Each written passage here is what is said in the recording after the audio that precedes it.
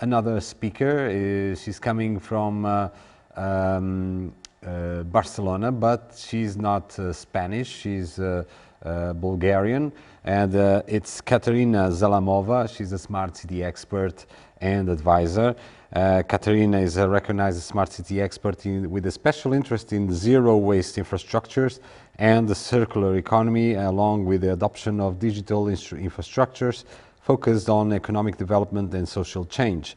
With a master's in applied physics and doctorate materials science, Dr. Zalamova has developed various renowned smart city concepts, including the concepts smart and social and micro city building, which have been applied in projects such as the EU project Triangulum in Sabadell.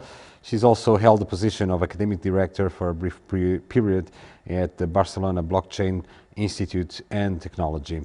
So she also runs the think tank for advanced cities, CREA IDEA LAB, with the objective to transfer new technologies and circular economy knowledge to the new and growing smart societies. At CREA IDEA LAB, she also fosters mentors and supports new smart innovators and young entrepreneurs who she believes will be the next developers and applicators of the new smart cities. So, Katerina, welcome. You are going to speak about the virtual tourism, a new industry at the edge of the smart city. Probably you noticed that CREA IDEA LAB is one of the partners of Smart Travel 2020. Katerina, along with Deborah from Artec, they are hosting the virtual cafe, so good. Hopefully you bring us some interesting content also for the next 20 minutes. Thank you for being with us, Katerina, and welcome. Thank you very much, Vitor. Thank you for this opportunity to be with the community. Smart City is one of my passions. And today I am coming with some ideas that we have been working the last 6 months in our think tank about what is next in smart cities. And of course, as one of the last talks, we have been seeing most of the trends in technology. So I prepare my speech to be a little bit like a conclusion of what we have seen these 3 days here in the conference. I will share my screen now. So I am coming here today to speak about virtual tourism that we identify as a new industry that it's born in the age of the smart cities. And as we have discussed and we spoke a lot about this 2020 year that it's coming to close in a few weeks. And the main event was this global COVID-19 pandemic. But what is this more than health issues and more about the illnesses? It's that it presents to us new experiences as citizens, as it's put us to experience in a new way our social structures, our infrastructures in our cities. For first time, we start to speak about social distancing. This wasn't a term because humans, we are social beings. And it's very strange term for us, and to experience this in the bond, it was very, very novel. And then for first time in the history, I believe we saw closed cities, that the cities were totally empty. And my personal experience with this, it was in the first day that they closed here Sabadell. It's a city near Barcelona. It was really strange. I mean, we have been seeing this in movies and different science fiction content, but when it's happening in reality, it's totally strange. And of course, this situation totally challenged industries as events, tourism, traveling, commerce, and many others, but this was the most impactful. And the industry, I mean, the economic situation totally was under strike. It was 25% was the measurement in Spain for the reduction of the business activity in the lockdown period. This is huge. I mean, we cannot think of a future that we can be closed, that we can be stopped. And this makes that technology totally burst out. and things that were technologies that were fashionable and was just for a few, it's become to start technology adoption was so much accelerated that we can see that virtual tours that a few years before it was just for some big brands to present themselves grow in a few months 500%. Zoom make their best year that they grow with 300% because of video conferences.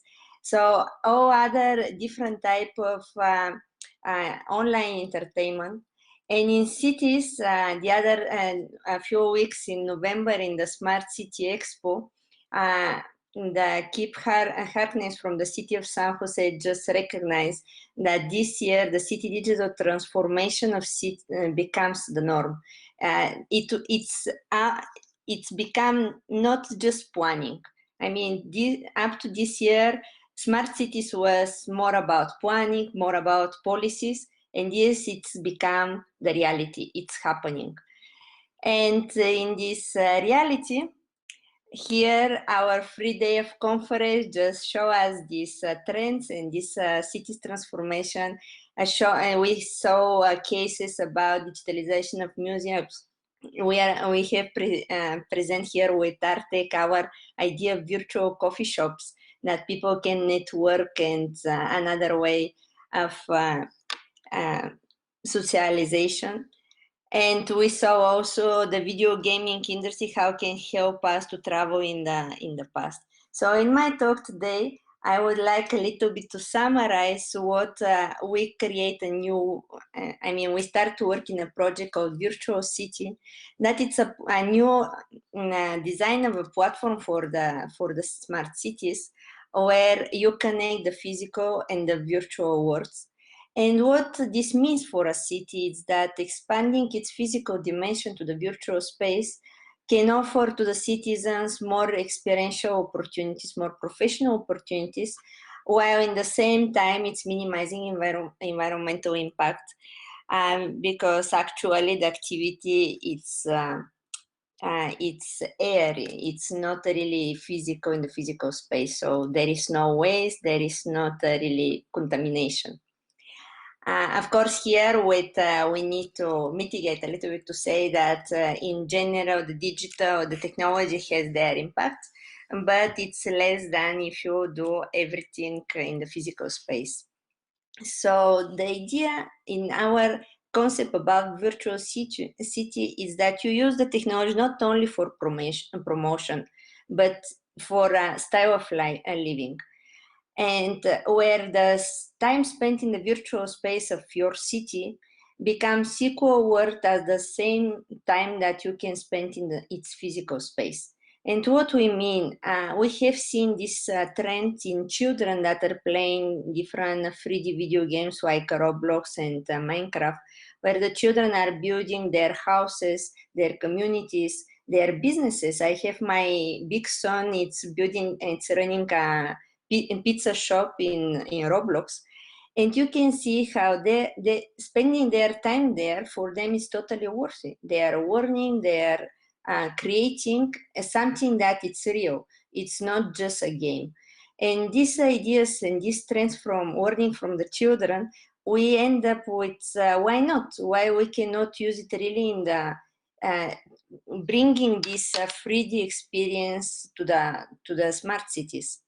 So when you do this and bring these 3D interfaces and join it with advanced analytics, with artificial intelligence, and in the back with blockchain that minimize data, you open up opportunities totally novel, for example, for an industry called virtual tourism. And this industry, born through the transition of the cities to the virtual world, improve the access, for example, to and showcase the local world in a city, like local products, local shops, cultural events, and heritage. As we saw in the Assassin's Creed video of ancient Greece, there, and the avatar, that it's the user, it's represented by avatar, but this avatar, it's has focus attention on a local content. So the e-commerce becoming so boosted with products and information like Amazon, in one moment you can transfer your city to focus the attention of the user to a specific local promotion. And this is totally, we believe this is totally different from what we have understand, for example, the e-commerce industry. So a little bit about the business opportunities in the virtual tourism industry. As we saw in this case again of this video game Assassin's Creed and Asian Greece, you can imagine that you can create a business about time travel, that you can create in the virtual world cities that it's Asian, that are not existing, with the information of history that we can have, that we can recreate their landscape, and we can let now in this moment our modern citizens to recreate their life there and to imagine it. And it will be not the same exactly, but it's some kind of a different time of experience that you can bring your users or your customers to think a little bit, if they really travel in time, what they can do differently. Then the other business opportunities are coming from multiverse experiences. What we mean here with multiverse? As the physical dimension, everything is slowly, need time and space, it's quite limited. We end up with specific structures. But in the virtual space, you can multiply these structures, so you can build different universes, so you can simulate different organizations, whatever its social structures, whatever its physical organization. And this brings that you can offer it to your customers to imagine different experiences in different orders. So you can bring experience that are crossing different structures. So it's totally a novel way of multiplying yourself and living different manners of your lifestyle. You are the user. It's no anymore bound to just one existence and one profile. And this can be offered as a tourism, as a touristic experiences. For example, we are taking ideas from the industry of the cosmos now, traveling to the moon.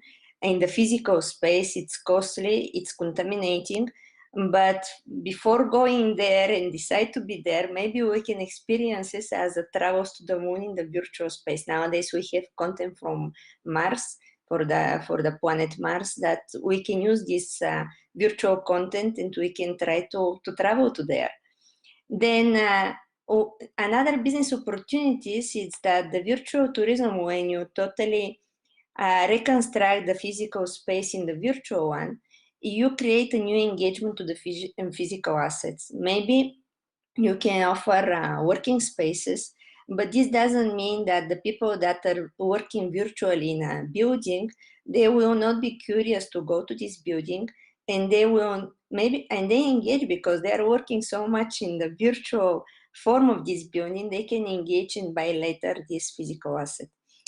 And we spoke a lot in this conference here about the digital nomads as an interesting target to low-dense cities to create new industry.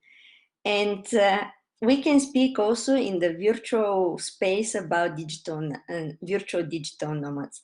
These avatars that represent ourselves in these different 3D abstract universes can related to the physical space, can travel, can work. So the cities that can focus in the physical space about these targets as their target of citizens, they can engage better, offering also their virtual cities to this target.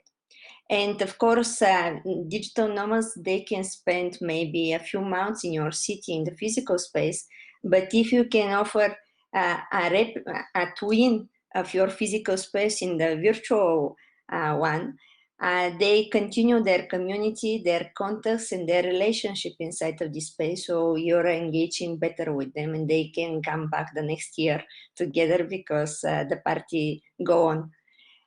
And what we saw in 2020 is the visualization, and it's coming to life the tribes.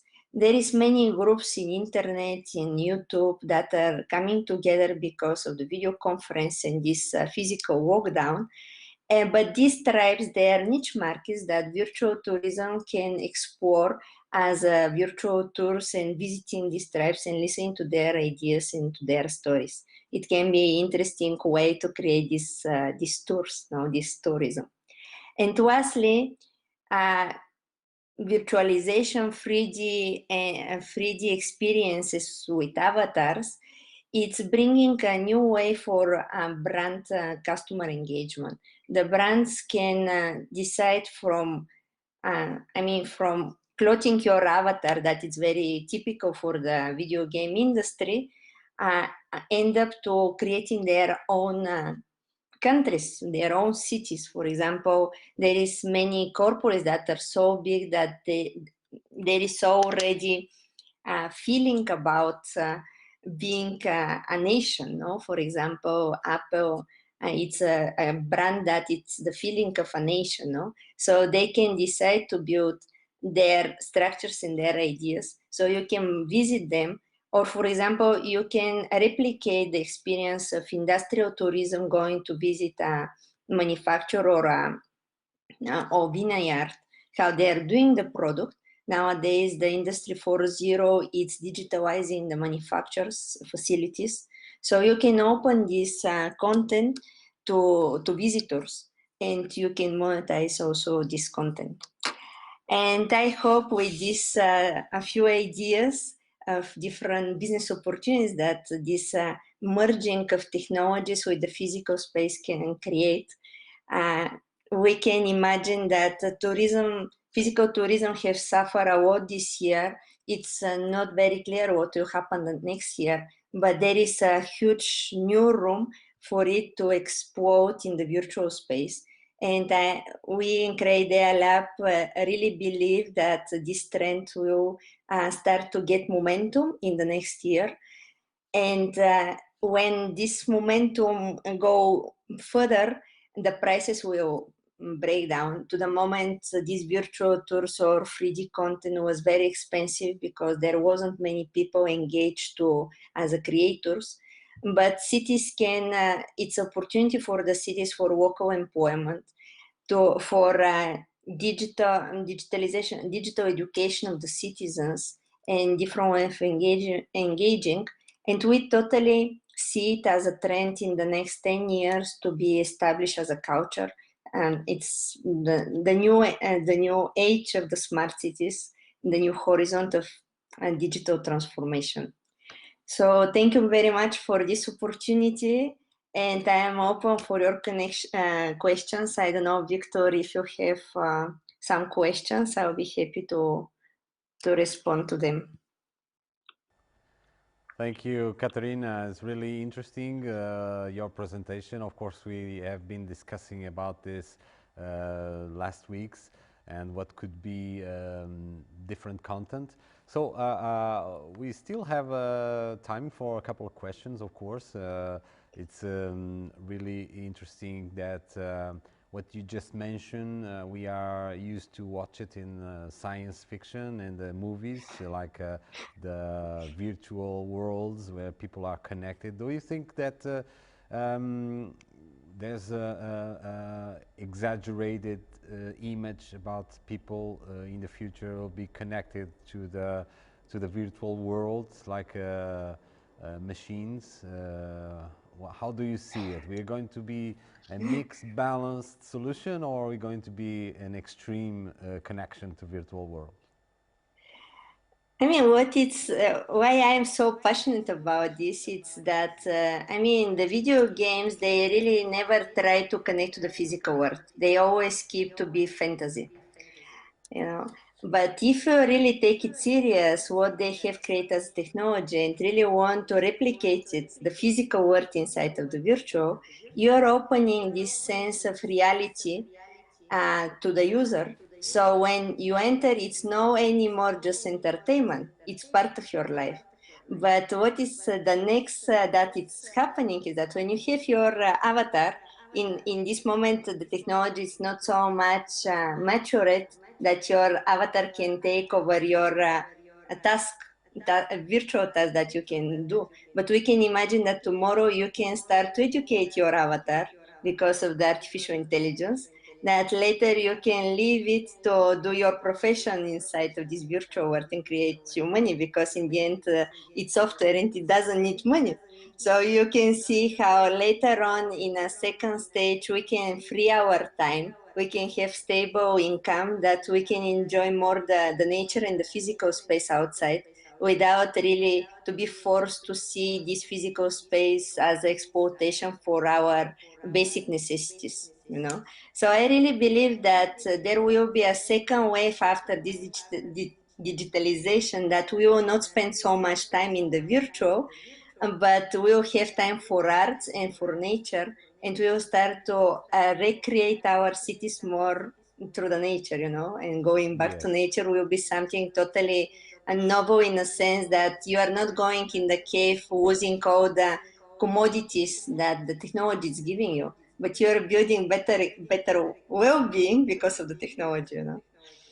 Now you mention is like we already imagining what can be so hard and complicated and complex life we are going to have. Imagine that, for example, in the physical, in our life, actually, we already have success or don't have any success. We have problems or don't have any problems. So this can be fascinating that in a virtual world we can be successful people, in the physical world we can be totally ruined. So what do you think that how we're going to manage? There will be need for new authorities online, new authorities, new protocols, security protocols for everything, so nothing mixed between virtual reality and virtual.